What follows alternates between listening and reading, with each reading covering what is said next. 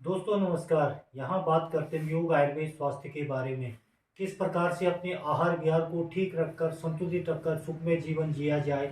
मैं डॉक्टर मनमोहन लखेड़ा आज बात करूँगा गठिया रोग क्यों होता है और गठिया रोग के लिए हम किस तरह से बचाव कर सकते हैं अपने आहार विहार को ठीक अपनाकर के बारे में। गठिया या गाउट रोग क्यों होता है? दोस्तों, आजकल जोड़ों या घुटनों का रोग बड़ा सामान्य हो गया है। उसी जोड़ों के रोग में एक रोग है गठिया, या जिसे गाउट रोग भी कहते हैं। दोस्तों, यहाँ शरीर में यूरिक एसिड के बढ़ने से होता है। आज हम बात कर रहे गठिया रोग क्या है और यहाँ रोग क्यों होता है के बारे में। चिकित्सा विज्ञान और शरीर शास्त्र के अनुसार इस रोग का प्रमुख कारण शरीर में यूरिक एसिड का ठीक से पाचन न होना है, जो कि चयापचय प्रणाली के अव्यवस्था या इम्बैलेंस होने से होता है। दोस्तों, इस स्थिति में रक्त में यूरिक एसिड और उसके लवणों की मात्रा जमा होने लगती है। इससे जोड़ों में तीव्र दर्द, तेज दर्द होने लगता है और उन पर सूजन आ जाती है। यूरिक एसिड क्या है और शरीर में यह कहाँ से आता है? दोस्तों, हमारे आहार में जो पोषक तत्व होते हैं उनमें एक तत्व है प्रोटीन, जो कोशिकाओं के निर्माण और टूट फूट को सुधार करने के लिए सर्वाधिक महत्वपूर्ण व उपयोगी है। दोस्तों, सभी कोशिकाओं के मध्य में एक केंद्रक या न्यूक्लियस होता है। इस केंद्रक में जो प्रोटीन पाए जाते हैं वे न्यूक्लियोप्रोटीन्स कहलाते हैं। दोस्तों, इसका अपघटन होने पर प्यूरिन नामक पदार्थ बनते हैं, जो चयापचय के बाद यूरिक एसिड में परिवर्तन हो जाते हैं। यूरिक एसिड शरीर के लिए अनुपयोगी पदार्थ है, यानी इसका कोई उपयोग शरीर में नहीं होता है, जो मूत्र विसर्जन प्रक्रिया के द्वारा शरीर से बाहर निकलता रहता है, निरंतर बाहर निकलता रहता है। और किसी कंडीशन से यह शरीर से बाहर नहीं निकलता है तो यही गठिया रोग का कारण बनता है। दोस्तों, यहाँ यूरिक एसिड दो माध्यमों से शरीर को प्राप्त होता है।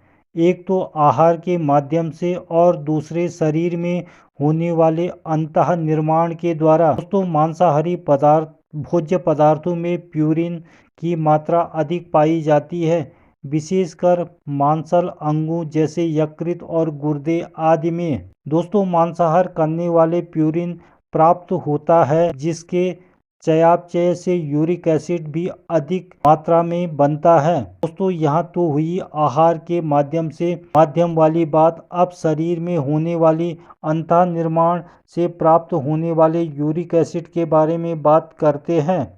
दोस्तों, आहार में प्यूरिन युक्त भोज्य पदार्थ न लेने पर भी मूत्र द्वारा यूरिक एसिड निकलता है, जिसका कारण अंतः निर्माण में यूरिक एसिड प्राप्त होना होता है। दोस्तों, न्यूक्लियोप्रोटीन के विघटन से यूरिक एसिड का निर्माण हो जाता है। दोस्तों, गठिया रोग चयापचय के विकार से रक्त में यूरिक एसिड बढ़ने का परिणाम होता है।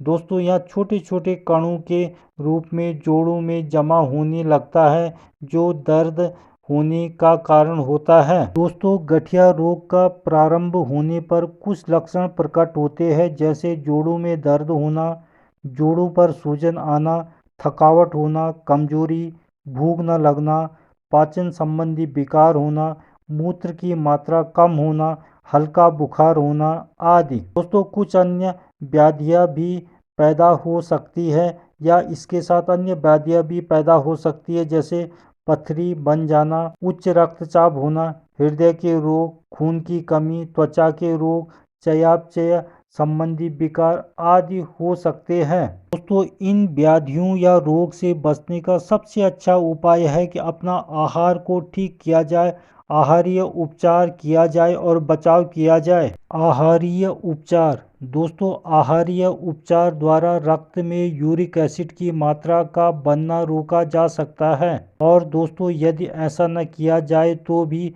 आहारीय उपचार करने के साथ दवा इलाज का सहारा लेना भी जरूरी हो जाता है। दोस्तों, गठिया रोग के रोगी का यदि वजन ज़्यादा हो तो उसे धीरे धीरे कम करने के उपाय भी करने चाहिए। दोस्तों, गठिया रोग के रोगी को प्रोटीन व प्यूरिन युक्त पदार्थों पर ध्यान देना चाहिए।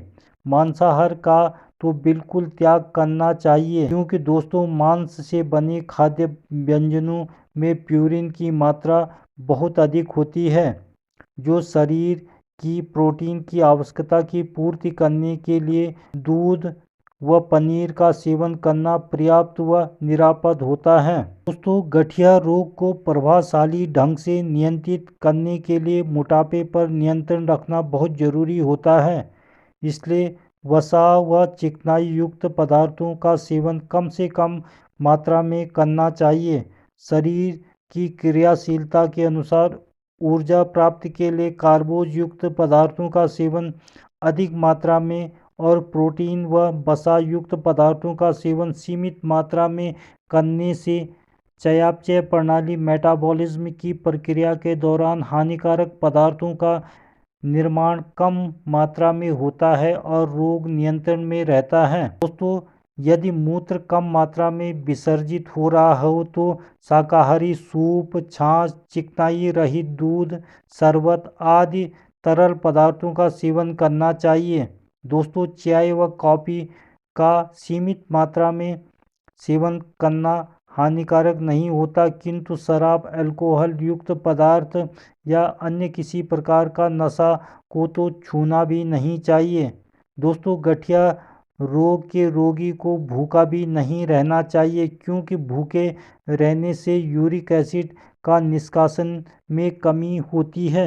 इसलिए दोस्तों थोड़े थोड़े अंतराल में अर्ध ठोस या सेमी सॉलिड और तरल लिक्विड पदार्थों का सेवन निरंतर करते रहना चाहिए। दोस्तों, इस आहारीय उपचार पर अमल करते हुए अपने चिकित्सक या विशेषज्ञ के परामर्श के अनुसार दवाइयों का भी नियमित सेवन करना चाहिए। अगर दवाइयों की आवश्यकता है तो तभी गठिया रोग से जल्दी छुटकारा पाया जा सकता है और हम इस असाध्य स्थिति से बच सकते हैं।